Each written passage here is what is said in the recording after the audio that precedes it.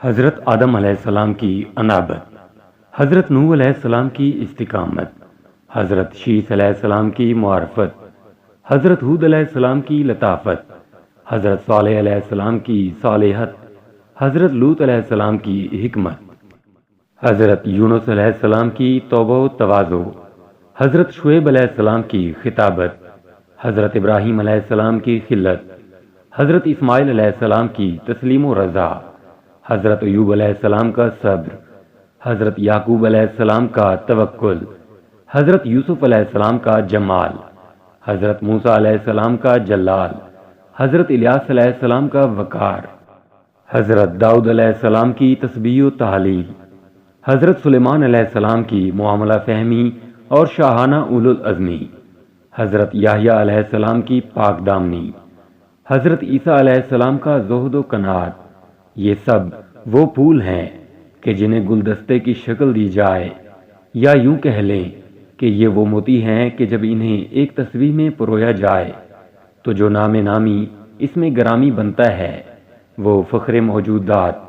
وجہ وجود کائنات، رحمت للعالمین، خاتم النبیین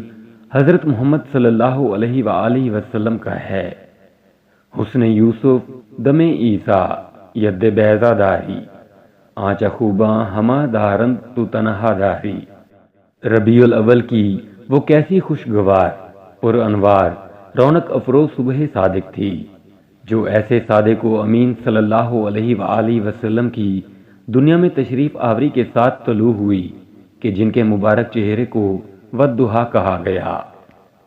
جن کی زلفوں کو واللیل کہا گیا، جنہیں ورفعنا لک ذکرک کی خلت پہنائی گئی، جنہیں شفاعت کبریٰ کا تاج پہنایا گیا، انا اعطیناک الکوثر کی نوید سنائی گئی، جن سے مقام محمود کی عطا کا وعدہ کیا گیا، جن کی ہدایت کے روشن چراغ ہونے کو سراجن منیر سے تعبیر فرمایا گیا، کہیں داعین الی اللہ کے مبارک لقب سے آراستہ کیا گیا تو کبھی مزمل اور مدثر جیسے پیارے ناموں سے پکارا گیا۔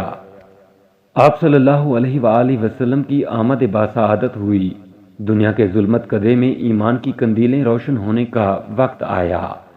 وہ صبح صادق نمودار ہوئی جس کے بعد سے کفر و معصیت کی خزاں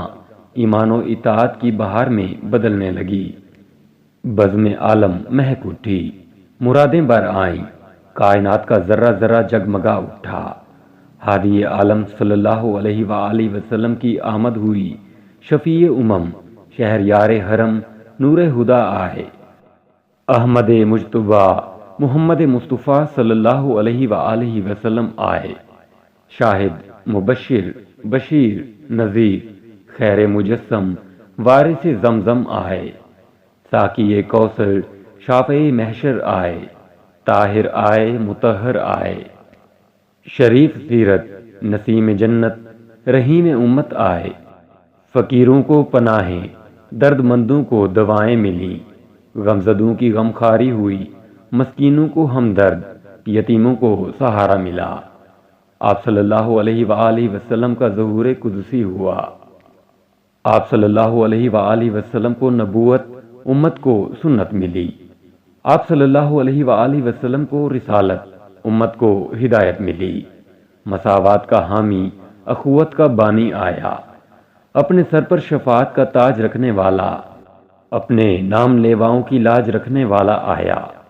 زہریلے ہونٹوں کو میٹھے بول دینے والا، صنم آشناؤں کو ابدیت خداوندی سے آشنا کرنے والا آیا،